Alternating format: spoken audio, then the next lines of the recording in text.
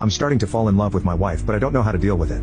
This is all a very complicated and sad situation. About 4 years ago, my wife of 8 years passed away due to complications after the birth of our second son. I was deployed at the time and completely devastated. After flying home, I felt that nothing would make me happy again. I asked a sister of one of my Marine buddies, Cass, to help me out at home. She had been friends with my wife and she agreed in exchange for a place to stay. At the time, Cass was only 20 years old and in quite a bit of debt at the fault of her extremely abusive ex-boyfriend, who she had finally left about 3 months earlier. During the first few weeks of her helping out with the boys, she asked to borrow money to see a doctor due to shaking hands and bruises around her back door. I happily obliged. She was an angel, doing all of the cooking and cleaning and keeping my young family together. It turned out that she had developed some sort of neurological disorder, probably brought on by repeated abuse. At the time it seemed simple. I had good insurance, she needed healthcare, I never thought I'd be able to move on from my wife, and she was afraid of intimacy. I agreed that I would marry her but keep our platonic relationship. She promised not to burden me with her debt and we had a prenuptial agreement and all.